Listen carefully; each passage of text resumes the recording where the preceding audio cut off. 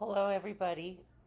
Today I'm going to be introducing the concept of 19th century social evolutionism as a colonial ideology. And the text that we're going to use to really examine the limitations and the problems and the material impacts that these ideas have on global politics today is the Page West book, Dispossession and the Environment. And so the objectives for today are I'm going to unpack the basic argument of Paige West's book because her writing is pretty dense, and for a 101 class, this is a harder text. So I'm going to help give y'all some translations for the words she uses and pull out the basic threads because even though her writing style is often very complicated, the ideas she's expressing can be articulated in a much more simple way, which is what I'm going to do. And I'm going to give y'all some tips and tricks for how to get things out of this book, even if you don't quite get the theoretical conceptual language she is using. From there, I'm going to deconstruct the idea of primitive societies. And I'm going to introduce and teach y'all about this idea of the 19th century theory of social evolutionism. Essentially, social evolutionism is the idea that societies evolve in a linear trajectory from more primitive to more civilized. So when I talk about the idea of the primitive and I talk about social evolutionism, I'm describing these as a colonial ideology. I'm describing these as a cultural system or a system of symbolic oppositions, a system of representations of the other that inform global power dynamics in ways that end up reproducing global economic inequalities. And so in this material, I'm doing a few different things, right? I'm building on our ideas from previous classes, critiquing the problem with the billiard ball model of culture, and emphasizing that culture is dynamic and adaptive and changing and historical, and that people in every situation are responding to global, contemporary, modern situations. That what we're looking at is not a cultural isolate, but a response to international politics and issues, as well as local conditions. And I'm building on the ideas of the representation of the other, the ways in which, in this set of examples, when we talk about social evolutionism, the ways in which colonized peoples are represented as the other, are represented as the opposite of Western civilization and the opposite of whiteness. Now that is an ideological move, that is a symbolic move. Remember, the actual person over there is not the same thing as the way we represent the other. And we're talking about the representation of the other in things like popular culture and science. And so in this context, we're building on how these ideas of how the other, the colonial other is represented in order to problematize, to deconstruct many of the common ways that we talk about social difference in global politics in the United States today. Because, and this is my key point, right? Social evolutionism continues to influence popular culture today. Even though this is a set of ideas that are really attributed to scholarship in the mid to late 1800s, and by 1900 had become, pretty devastatingly critiqued by anthropology, by Franz Boas, and later by his students. Even though scientifically this is a very old theory, it continues to influence pop culture today in pretty deep ways. It's still very ingrained in how we see the world. But before that, I want to give y'all some background to help y'all with the text. Again, this is a very hard text for 101 class. The language is hard anyway. And so this is a study of Papua New Guinea, which I will often abbreviate as PNG. Papua New Guinea is a place in Oceania. I have here where it's located on a map. You can see it's north of Australia. And I have a photo of what at least a part of this country looks like. Because my assumption here is that many students have never seen or thought about Papua New Guinea. And this is, in fact, an important part of what Paige West is saying in the introduction, right? Which is the way Papua New Guinea is constructed or imagined within the United States is as a, quote, out-of-the-way place. Now, of course, it's not out of the way to the people who live there. It's home. It's the center of their world, literally. It's the center of their lives. But in the United States, we have these representations of Papua New Guineans as the other, and part of that is this idea of an out-of-the-way place, and people who are ultimately, what's the word I'm looking for? Discountable, that don't need to be counted or considered. We don't learn about Papua New Guinea in world history, for example, in high school. Now, there are several reasons why I assigned this book, right? And the first one is it's a good example of a book-length ethnography. It is an ethnographic study that is written to the length of a book.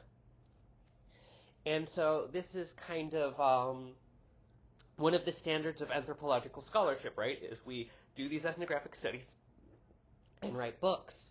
So when I assign you shorter articles, that's a great way of being able to teach a wider variety of topics in a 101 class, but I also want to give you examples of what a full-length ethnographic study can look like. It's also a really great example of anthropological holism. Remember that critique I made of the layer cake model of culture, where culture is considered like cute and maybe fluffy and unimportant shit compared to the real world stuff of biology, politics, economic systems, etc. This is a really good job of explaining or showing, demonstrating why that model doesn't work, because what she's going to do is she's going to think very deliberately and carefully about how the different pieces of the layer cake inform each other. How do our symbolic systems, our cultural worldviews, interface and reflect and reproduce and are informed by our global political and economic conditions? How do these things, how do the different layers of the layer cake interact? The third reason I assign this book is it does a great idea problematizing the colonial critique of the primitive, which is why I'm also going to use it as a way of introducing the concept of 19th century social evolutionism. This is, if you get nothing else out of this entire semester, out of everything I teach, I hope that it is that the idea of primitive societies and the idea of social evolution is a colonial ideology that reproduces global inequalities. If you get nothing else but that, then in my opinion, this class is worth it. It's a really important point that really shifts how we think about global politics and global issues. The fourth reason is it foregrounds global connections rather than self-contained cultures. This is a really lovely example of an alternative to the billiard ball model. When Paige West looks at Papua New Guinea, she's not looking at it in isolation. She's looking at how it relates to these international sets of connections. Primarily, she's going to think about tourism, international conservation and non-governmental action or nonprofit sectors, and international development, economic development. So she's going to look at all three of those sections, which are really about about international processes, international dynamics, and looking at how these things show up in Papua New Guinea. Now, in fact, one way to think about this book is it's actually as much or more an ethnography of whiteness as it is of Papua New Guinean people. What she is really interested in this book is how the cultural concept, the symbolic value of whiteness, is socially constructed through a set of oppositions to Papua New Guineans as the non-white, as the colonized other. So this is really a investigation of colonial culture as much as anything we might call Papua New Guinean culture. And finally, she does a really great job grappling with the colonial legacies of anthropology. There's a reason why I've given you so much history. There's a reason why I'm talking so much about how we respond to these kinds of colonial, post-colonial critiques. And there's a reason why I'm talking about the complicated history of anthropology as a field that is both deeply colonial but also committed to what today we would call an anti-racist and anti-colonial stance, even going back to the 1900s, right? So how do we balance that contradiction of a colonial, anti-colonial discipline? And she does a really good job grappling with that, as all contemporary anthropologists should do if they are worth their salt. Now, as I said, this is as much an ethnography of whiteness as it is of Papua New Guinea.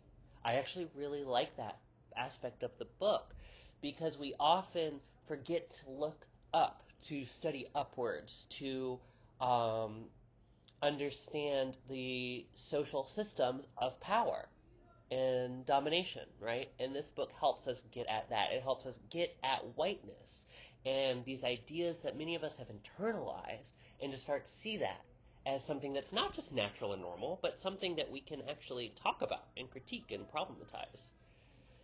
And so again, the question to think about is what is the system of symbols? What are the symbolic oppositions, self versus other, through which people imagine whiteness, through which people imagine development or civilization? These are all related ideas in a way that'll make a little more sense after I deconstruct and challenge the idea of social evolutionism, but we'll get there. Now, as I said before as well, the book can be quite dense and theoretical in different parts. I'll unpack a lot of these concepts just to give you a kind of cheat sheet of translations. But if you're ever feeling lost, like what is she trying to say here, it's actually okay to not understand everything that you read. It's okay that some of it's going to go over your head, right? That is a actually important part of learning. You read things that are a little beyond your level, and it stretches your ability to grapple with these things, and it'll get easier and easier over time as you get practice with it. And I'm not going to be concerned if you don't get every single sentence or every single paragraph in the book. As long as you get like the basic ideas, I'm going to be happy. Now, if you are feeling confused by the conceptual, the theoretical parts, one approach that is really helpful is to think instead about the ethnographic descriptions and stories and start there. Think about those moments in the book where there are actual human beings with names and faces. Or like the economicist, he doesn't have a name, I don't think, but we can imagine that he probably does have a name, and he has a role, an identity in the book, right? When you're at that level of real concrete people, that's what I mean by those ethnographic descriptions and stories. Because that is our empirical data. Now, the reason why you can pay attention to that, even if you're confused by the broader argument, is you can actually reconstruct her argument based on that data, based on that ethnographic description. Because remember, the ethnographic description is there to support her conceptual claims, to support her argument. So it's going to demonstrate her argument, which means you can kind of work backwards from it. And I find that it is often easier, especially for undergraduates, to start at the level of how these conceptual abstractions show up in people's lives. Because once you have that concrete example, it's easier to understand the more abstract argumentation. That is something that is a strategy I use for many, many, many different deep theoretical arguments, right? That's why I find anthropology a lot more straightforward and easier to grapple with these ideas than necessarily going to more philosophical texts. So anyway, what I'm trying to say here is, if you don't get the conceptual argument, if there are parts of the book that lose you, focus in on the ethnographic descriptions and think about those and think about what you learn from those stories. Because ultimately, that is what I think is the most valuable thing in anthropology, right? It's based on the assumption that if you are human, your life matters, and that it's worth knowing and thinking about your life, and it's worth studying your life on a scientific level. And so, if nothing else, it's a chance to learn about the reality of how Papua New Guineans live and experience the world and experience and navigate complex international systems shaped by colonial politics. So let's start with the thesis of the book. This is the main argument that she is making, and every single chapter in the book is going to show or demonstrate this argument using a different social context. The thesis is given to us on page 1 and on 23. This is a book about some of the ways that inequalities are produced, lived, and reinforced in today's globalized world. In it, I argue that there are deeply embedded rhetorics of representation that underlie all uneven development. Okay, so let's break that apart a little bit. This book is about some of the ways inequalities, we're looking at inequalities, that is the topic, that is the main idea of the book. Inequalities in today's globalized world. And more specifically, she's interested in how those inequalities get made and how they get reproduced and reinforced, as well as how they're experienced by actual human beings. But on the short version, we are interested in inequalities in today's globalized world. And in this book, she argues that there are deeply embedded rhetorics of representation. Another way of describing that is a system of symbols, a cultural framework, a worldview. Or, if you want to think about it similar to the Japanese version, or representations of Tahitians in postcards, right? Representations of the other. So her argument is that there is a system of symbols, or there are a set of representations of otherness that underlie, quote-unquote, all uneven development. That's just another way of saying global inequalities. When Yali says, why do white folk have so much cargo and black folk have so little? It's the same kind of question. Well, I guess his is more about the value of humankind, right, as I argued, whereas Page West is actually taking more of a material argument in terms of economic, the distribution of economic wealth, right? But she's basically saying that you cannot have these global inequalities without this system of symbols, without this worldview. On page 23, she argues, I argue that the process of accumulation and dispossession in Papua New Guinea today rests on the discursive, semiotic, and visual production of Papua New Guinea and Papua New Guineans as outside the natural order of things, with the assumption that the natural order of things is a kind of linear progression fantasy, in which everyone globally has come to live, or should come to live, in urban, cosmopolitan ways.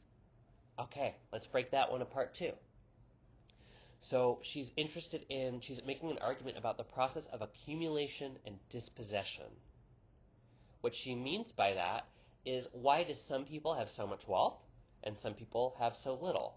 Why is wealth centered in certain geographical areas, in certain countries, in certain populations, in certain classes? And why is it that wealth removed or extracted? How is that wealth extracted from other places? How do we understand global economic inequalities? When she talks about accumulation and dispossession, she is talking about global economic inequalities. And she's arguing that those inequalities, again, I'm going to reiterate a lot of the same ideas from the above quote, rests on the discursive, semiotic, and visual production. Discursive means through, it's a complicated term, but for the purposes of a 101 class, like language, through the kinds of ways we talk about certain issues. In this case, the way we talk about otherness, about the colonial other, about Papua New Guineans as the other. As well as semiotic, that's a way of saying symbolic, our system of symbols, and visual production. For example, tourist postcards are a visual production of otherness, right? So all of this stuff we've been talking about already. Y'all actually know this. She's just using language that you may not be familiar with to talk about the things we've actually been engaging with throughout this class. So she's interested in how those social inequalities rest on the production of a system of symbols. And that system of symbols is premised on representing Papua New Guinea and Papua New Guineans as quote-unquote outside the natural order of things. Specifically, the assumption that the natural order of things is a linear progression fantasy.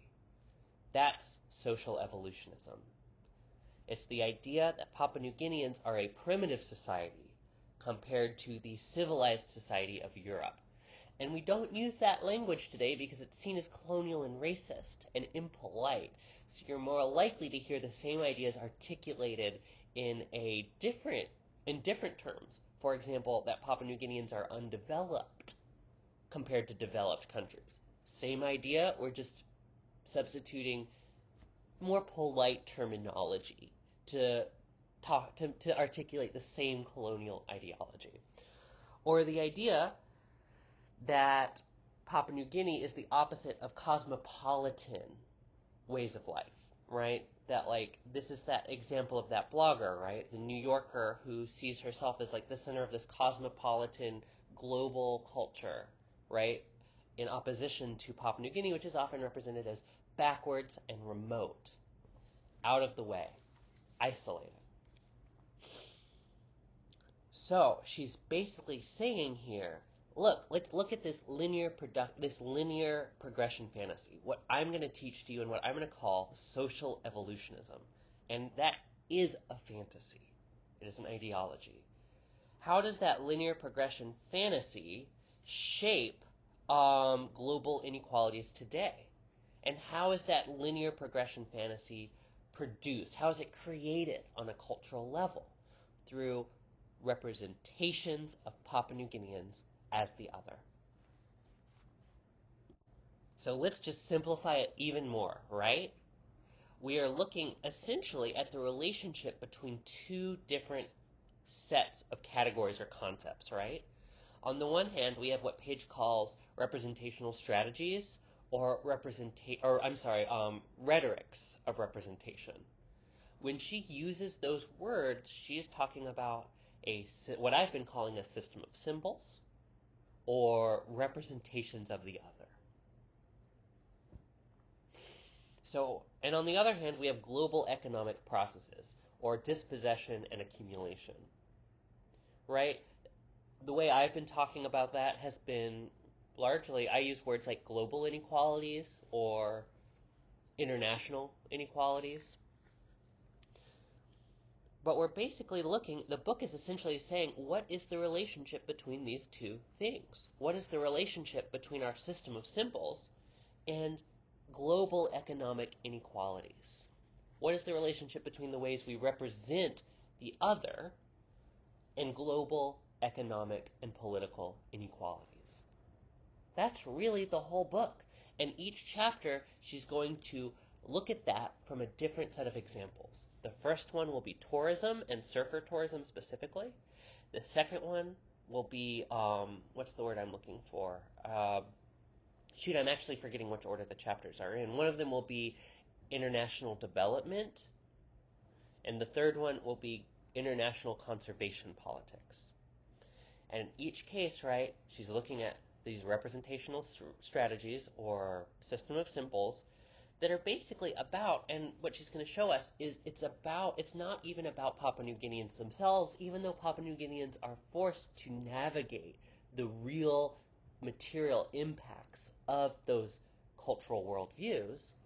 It's rather about how Europeans and how Americans construct themselves, how white people specifically construct, it's actually not white people constructing, how whiteness is constructed as a global phenomenon. Through this kind of logic of self versus other, and then how that relates to these material, economic, political conditions. So if you're ever confused, just go back to this kind of core diagram, right?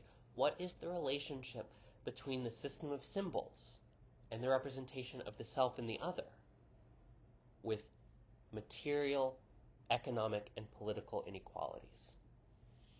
If you go back to that, you're going to get the book. So now, from that kind of core foundation, which hopefully feels somewhat familiar to y'all based on what we've been talking about so far on in class, even if you didn't recognize those ideas in the language of the text itself, right?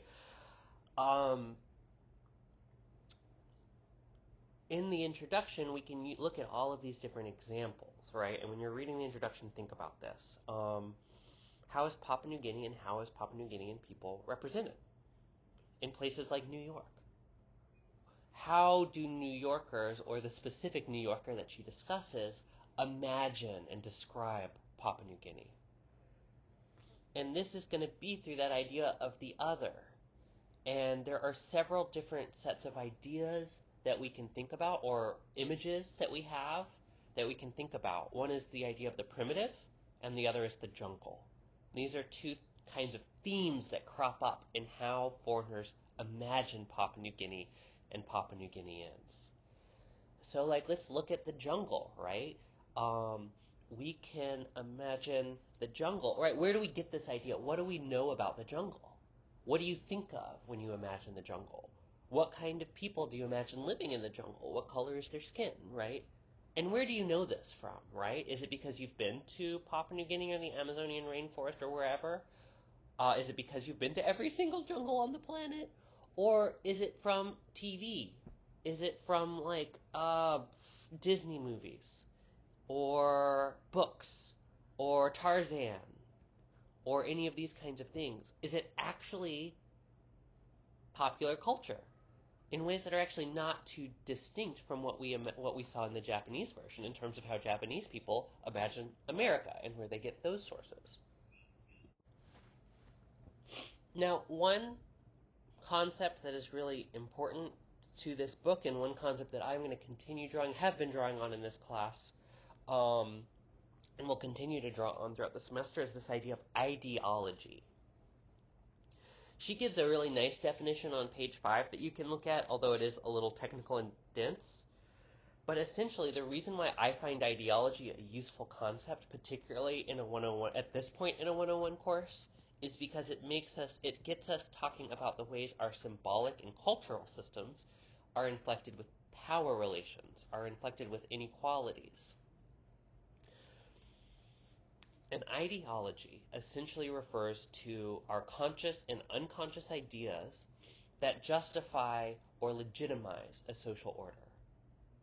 So, for example, you might have a ideology that being wealthy means that you're a smart person, that you have to be smart to gain wealth.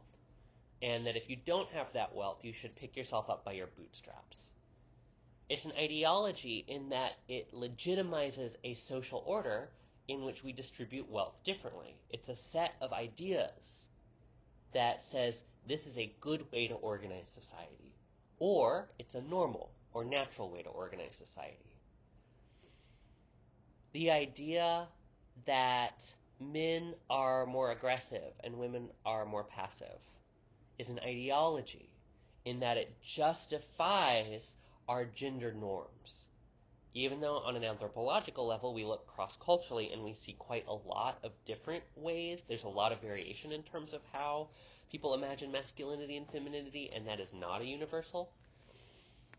It's an ideology in that it treats a certain kind of social order as a biological imperative. When people say things like, oh, it's just not natural to be gay or to be trans, or your biology dictates your gender, those are ideologies, right?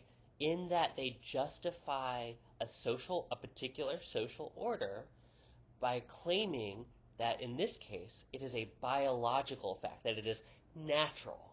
So we're using biology as a reference point to say what is the proper way of organizing sociology. And now biology, I actually don't mean our actual human makeup on a physical level. I mean our ideas about that makeup. Because remember, a lot of the people talking about this are not even, they're not necessarily talking about anything they've learned in biology since high school, or maybe some college, right? This is introductory level biology. They haven't studied chromosomal variation that deeply. They haven't studied human sex morphology that deeply. Because once you do that, it actually gets a lot more complicated, right? So it's our ideas about biology. So these ideologies can naturalize existing social inequalities. They can make those inequalities appear natural and normal, but they could also challenge social inequalities by advancing an alternative vision for the world. So ideology could also, we could talk about communist ideologies, right? A communist ideology says the better way to organize the world is to redistribute wealth in a way where there are not these social classes, these differences in wealth. And we can do that through these political mechanisms, right? That's an ideology in that it says the existing social norms in the United States are not good, and here is one that would be better. Here is one that would be legitimate. So ideologies can either challenge existing social orders, or they can reinforce and naturalize them. Usually they're doing both at the same time, to be honest, because, even if you look at communist ideologies, right, there are still underlying assumptions, and, symbolic, it's like culture, the things that are still considered natural underneath both, right? One thing I would argue based on, what I know anthropologically, what I've learned anthropologically, is, there's actually not as big of a difference between communism and capitalism, or, fascism and democratic nation states as we think, right?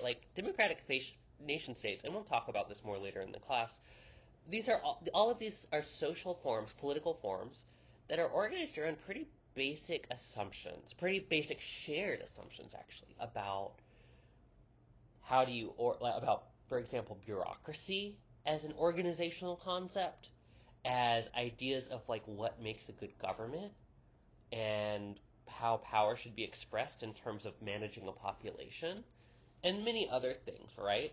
And in fact, many democratic societies have the seeds of fascism within them. That's why we see fascist societies emerging out of democratic ones, because the mechanisms already exist in democracy. They're just applied on a smaller scale. And so, as an anthropologist, I actually see when we talk about things like communism, I actually see a lot of really shared aspects of the ideology. So the ideology can challenge certain aspects of the social order while also naturalizing others at the same time. It can do both. Now, there are also several core concepts that she uses that are core to the book. They're not core to the class as I'm teaching it. So I'm going to give you these as a cheat sheet, essentially. When she uses these words, if you forget what she's talking about, um, you can just refer back to this slide, and this will, be your cheat sheet. And you don't need to like grapple with these terms outside of the book. This is really just meant to help you understand what she's trying to say more deeply. So she'll use this word episteme, or which is basically a system of representations or ideas about the world. It is literally a way of knowing. It's a way of knowing that is shaped by certain kinds of rules and premises, right?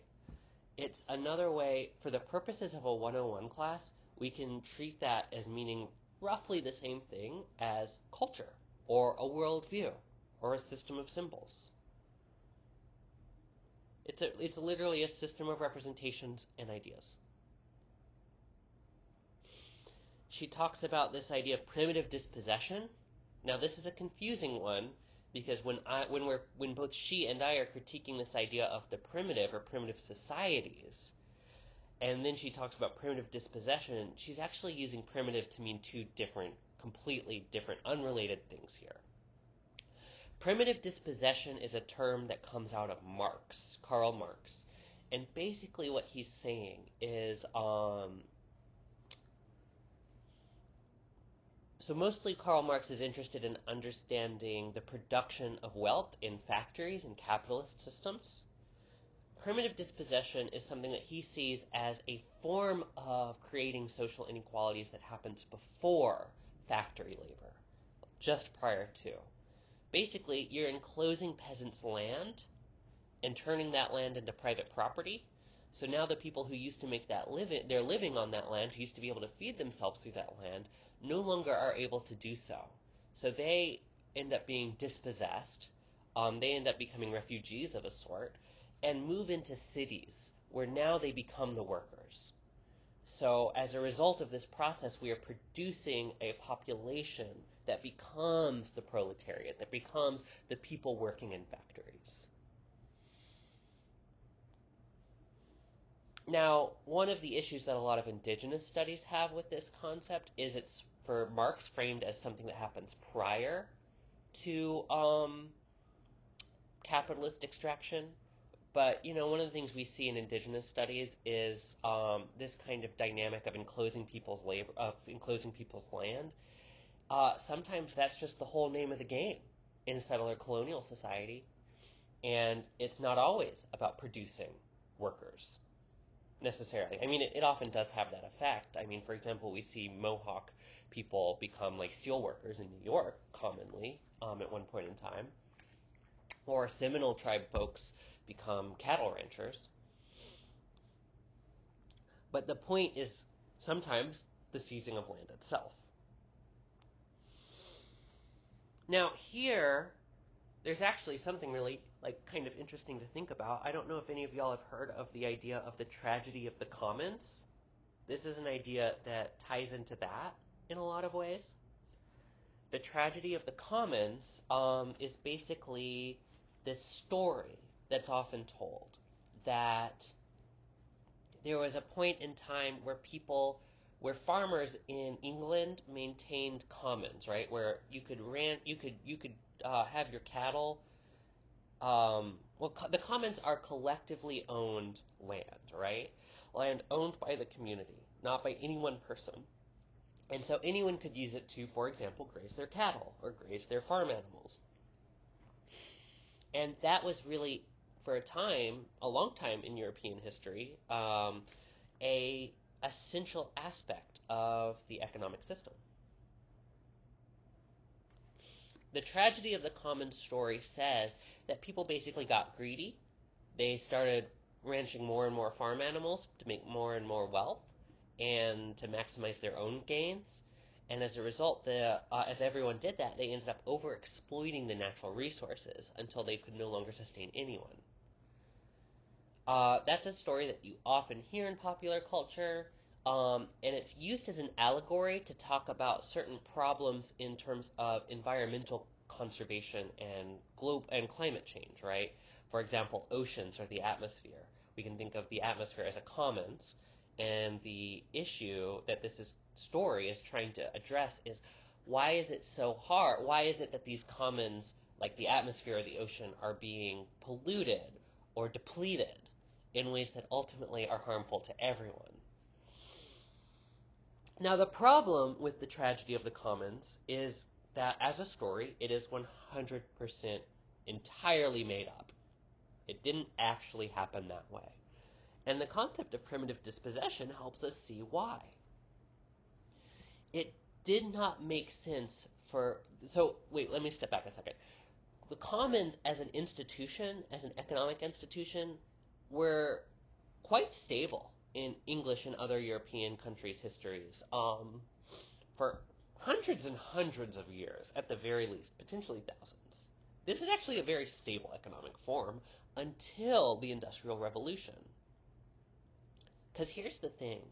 If you're in a farming community, you have so many cattle, right? There's a point where you really don't need more. You can only drink so much milk and you can only eat so much beef. Past that point, it's not really... There's no value added. You're just taking on more work. So there was a kind of natural cap to the use of the commons because people were really just feeding themselves. This shifts with new market-based agricultural systems in which now you can convert that beef, you can convert that milk into cash, right? Cash does not go bad. You know, if you can only get so much beef before it goes bad, cash doesn't go bad. And now there's an economic system where you can extract further and further to develop wealth, more than you necessarily need. Now, this is also an interesting moment because there's that ideological project that has to happen at this point in time where you have to convince people to work harder and work longer than what they actually need just to, like, sustain themselves. People don't naturally do that. People don't naturally say, like, oh, I have enough, but I'm going to keep working because I want more money. That's a complicated cultural shift that has to happen. But as we see these with the history of the commons, as we see these growing inequalities in an emerging capitalist class, it becomes you have wealthier people who now start enclosing that land and turning it into private property. So what we're looking at is not a function of human nature, right? The tragedy of the commons is not a function of human nature. It is a function of the specific ways we organize our economy to make the accumulation of wealth beyond what you need something, and to make the enclosure of property for your own benefit at the expense of others as to something that is seen as desirable and as a social good. It's a function not of human nature, but of specific ways of organizing society. The last concept that she's going to use a lot is this idea of the ideology of people. I can't even say that word. An people is basically the idea of somebody who is a cultural isolate, who has lived in one place since time immemorial and never moved. It's another way of talking about the idea of a primitive society, right? People and primitive society, two words for the same idea.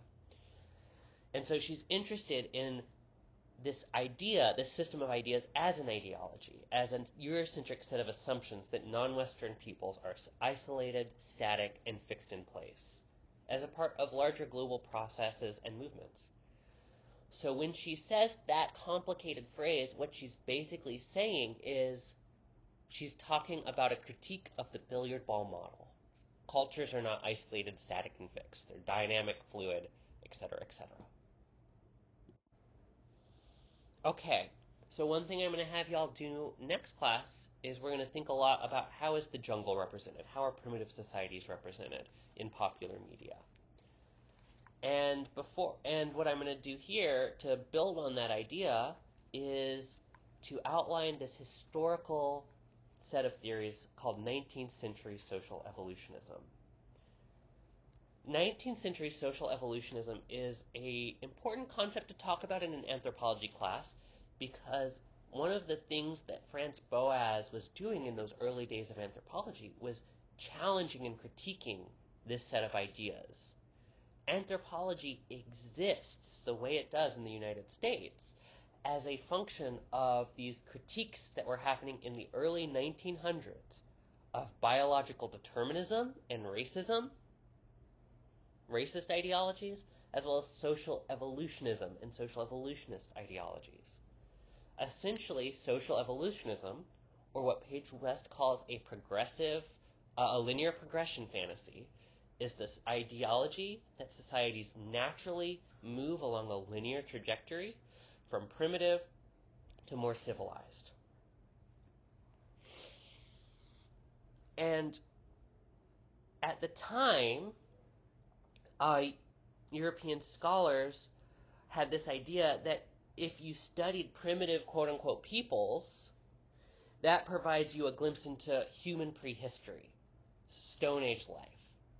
So, for example, if we assume Papua New Guineans are at the bottom of this hierarchy of progress, and that human history naturally forms in a universal linear straight line, that means Papua New Guineans live the same ways as European ancestors. So by investigating Papua New Guinean people, we can understand even European prehistory.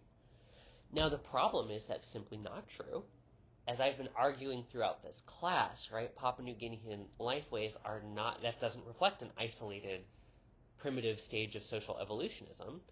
It represents something that happens, something that is a function of modern social global systems just as much as the way people live in the United States is.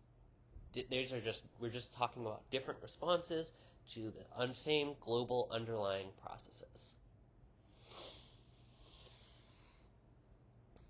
Now, I'm going to give you a little bit more context for social evolutionism as well. Because how did these European scholars, we're talking in the mid-1800s to the mid-1800s to around early 1900s is when these ideas were coming out. Most of these scholars had never visited. They'd never lived in any of the societies they were talking about. They got their information from travel books. Not travel books, like the version of that at the time, right? It would be the diaries and documents written by colonial governments, colonial agents, by missionaries, by explorers, etc., military expeditions. So, you might imagine some of these records might be a little biased. They were. And so basically what these scholars are trying to do is they're trying to take a collection of representations of every single society on the planet created by missionaries, government agents, etc., and they're going to order them in a hierarchy from more primitive to more civilized, and that is going to be the basis for their story of what is human history. They're just slotting different societies into different stages within this linear trajectory. Europe is always put at the top. Papua New Guineans are almost always put at the bottom.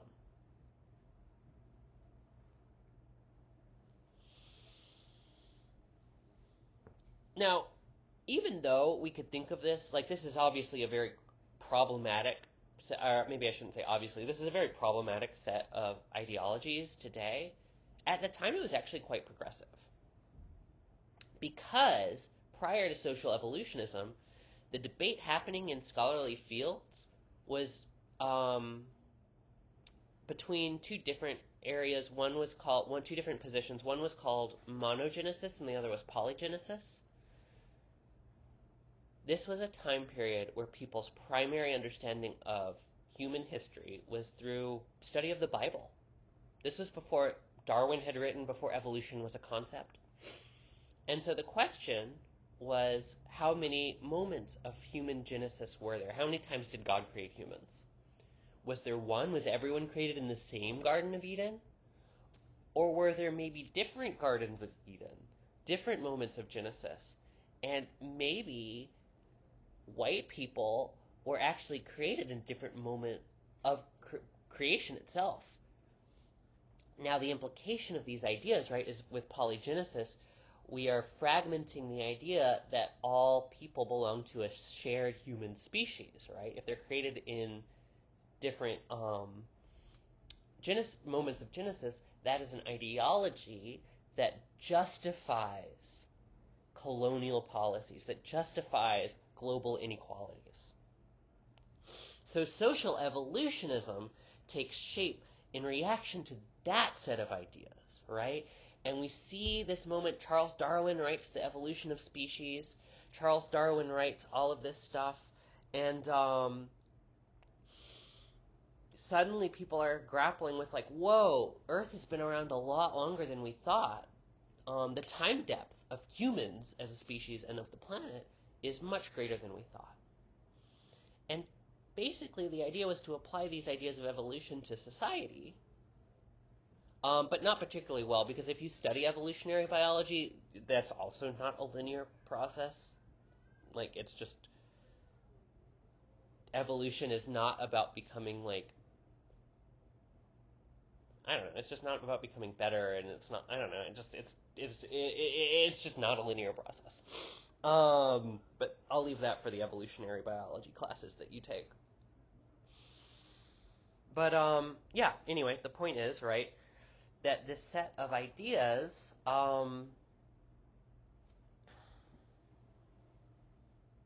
shoot, my COVID brain died, so I guess I'm out of where that sentence was going.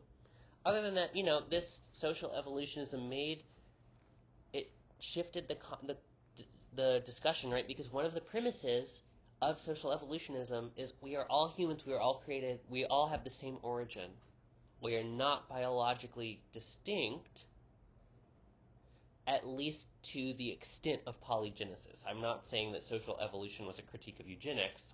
It was not, but it was actually a very progressive theory at the time, which is not to say it wasn't racist. Something can be progressive and racist at the same time.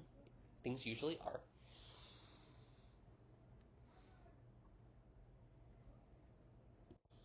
Now, these ideas of social evolutionism, they weren't particularly scientific. Every theorist came up with a different, they just slotted their societies in different orders. They came up with different terms. Nobody really, had the same idea.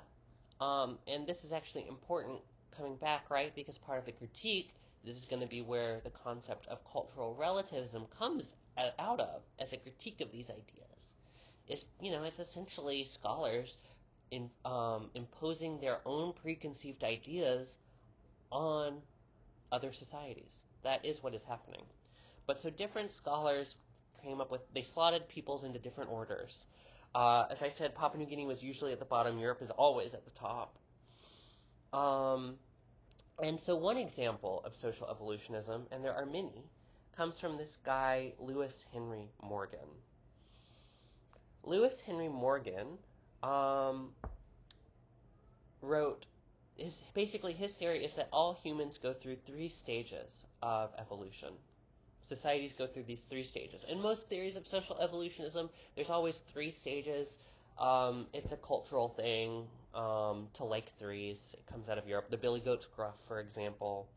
So anyway, for Lewis Henry Morgan, stage 1 is savage societies. Stage 2 is barbarians. And stage 3 is you're civilized. Now, remember, in the context of the mid to late 1800s, these are scientific terms. The idea that some societies were savage, that was the language of science. I'm not arguing that it's not colonial. I'm not arguing that it's racist. Quite the opposite. It very much is. But this is the language of science at the time. And they had really specific definitions. For example, there were different criteria that you might look for to determine, is this a quote-unquote savage or a barbarian society? Such as, does that society make pottery? Because if they make pottery, they go a little higher on the hierarchy. What are their tools made out of? Iron? Steel? Copper? Stone? because that's going to determine where they go in the society. How do they organize their family systems and their love lives, right? Like, is polyandry a thing? Because polyandry was considered a higher stage of society by Lewis Henry Morgan than other forms where like women could also have multiple spouses, but monogamy was considered the most advanced, the most civilized. So that would determine where you set things. Some societies count who you're related to through their mother's side, others through their father's side. Some do through both. Mother's side, if you count your family through your mother's side, that was considered to put you lower on the hierarchy. That would make you more of a savage than a barbarian. And basically what these scholars were doing was looking, and what Lewis Henry Morgan was doing was looking at each society and determining, like, do they have this or not have that? And using that information to slot them on this linear hierarchy. Now, as I said, Boasian anthropology takes shape historically. It emerges as a critique of social evolutionism. And in fact, the concept of cultural relativism and ethnocentrism are tools that were developed to explain what was wrong. Because if you're a social evolutionist and you are slotting different societies into a hierarchy of more or less civilized, and you are making those determinations based on the presence or absence of different traits, like how you organize family structure or ceramic or metal technologies, right? Your own preconceived ideas and whether or not a society has that, that is the definition of ethnocentrism.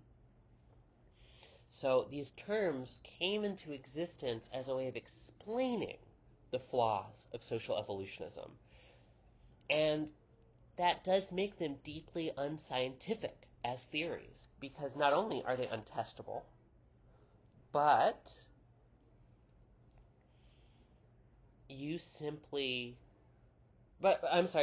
they are on a very straightforward matter, a function of European scholars imposing their own preconceptions on the world around them. There isn't a mechanism to test those preconceptions. Now, we can also see several other problems within these ideas. One is they obscure local histories. As I have been arguing these last couple lectures, right? Papua New Guinean peoples, these are not social forms that reflect a primitive stage of society or a prior state of a universal human experience.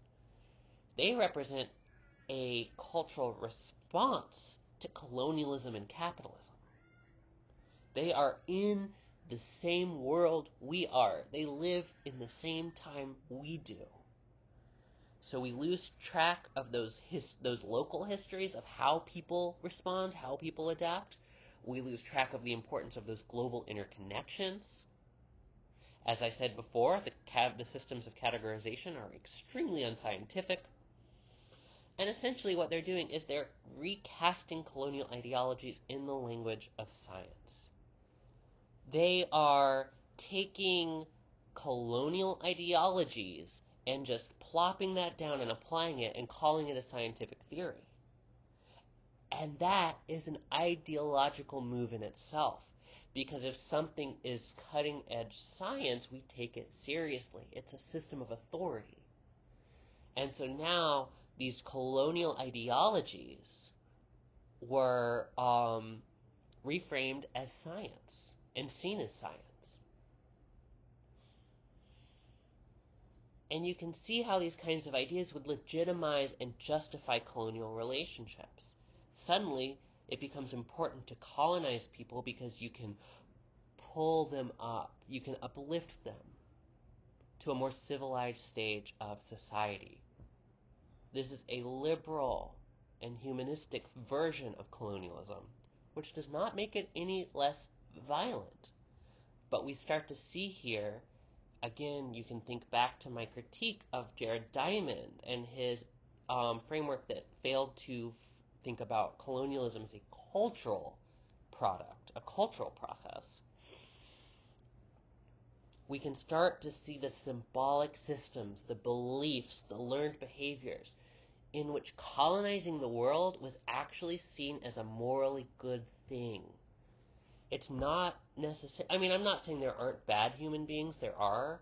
I'm sure. Well, I don't know. I have no idea. That's not for me to decide. It doesn't matter what I think. However, most social problems, including colonialism, are not a function of people just being dickheads.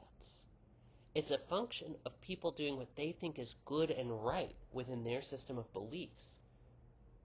And that those ideas of what is good and right actually causing harm and violence. It doesn't make it any less violent. And this is something I'm going to actually keep saying throughout the semester. When we look at violence and we look at social problems, it's not a function of bad individuals or bad apples. It's a function of our social systems, the systems that govern what we think is a good and moral thing to do in the first place. And this is important because it's easier to see the unintended effects. It's easier to see the negative impacts of these ideologies when we look back in time. But even today, our ideas of what is good, what is right, what is progressive, are going to have, or potentially have, violent impacts, right? It's harder to see those things when you're more deep in it. But at the same time, part of what we need to do in anthropology is question how do our own conceptions of what is good limit our ability to understand difference, but also organize violence in systematic ways. And that is what this book is going to look at. People who think they're doing good work, whether they're surfers or international development people or conservationists, they think they're doing good work. They want to do good work. They're trying their fucking hardest to do good work to benefit humans, to solve global problems and solve global inequalities. And yet, the effect is to reproduce those same inequalities. Now you might ask here, why is June teaching me about a set of ideas that were popular in the 1800s? Who cares? The reason is, even though these ideas have been critiqued in anthropology for over 100 years now, they are very much embedded and influenced in our pop culture. We're going to see that a lot in the book. These older ideas influence international development, for example, in real ways.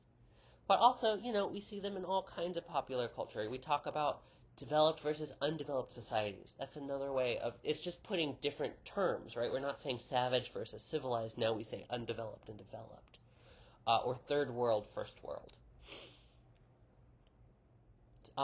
We see it in Star Trek. The idea that humans naturally lead to a more civilized, that human history naturally bends to this more civilized result. We see it in, fucking Jungle Book and Tarzan. We see it in, even the idea of, being progressive as a political ideology. That's the idea of progress. It's the idea that societies move towards greater progress, towards more advancement. It is a representation, an idea that is so deeply ingrained in our culture, this basic model of the linear arrow that goes up towards more progress, more time equals more progress. It's so ingrained that we often have trouble. It's very difficult for Americans, myself included, to imagine the world in a different way, to see the world outside of that ideology. Because we just don't even have the conceptual tools to do that, to think differently. Because it is what's considered natural and normal. Now that said, that ideology is starting to fall apart today, because in a world shaped by climate change and catastrophe and precarity and collapse, it's becoming clear that what we thought was progress is actually leading to collapse. That this linear model doesn't seem to make that much sense of the world today. We can't expect progress that continues forever. So I'm going to leave you there for today, and we will come back and discuss many of these ideas further. Oh, actually, I remembered something else that is a really interesting little tidbit that's worth teaching y'all, which is many of y'all have probably heard the phrase survival of the fittest and associated that with the idea of biological evolution or Darwin. It's something we often see in even our biology textbooks, right? This idea of survival of the fittest. That idea did not actually come out of biological evolutionism. That didn't come from Darwin. It actually came from an offshoot of social evolutionism, an idea called social Darwinism, which is essentially the idea that in order to make humankind more fit, we should let people die, essentially, right? Like if you don't have enough money, if you're not able to feed yourself, like the women in Brazil that we read about, the best solution for the sake of society is to do nothing and let those people die, because then humankind becomes more fit. The key proponent of that idea, the key scholar are advancing these sets of ideas, is this guy named Spencer.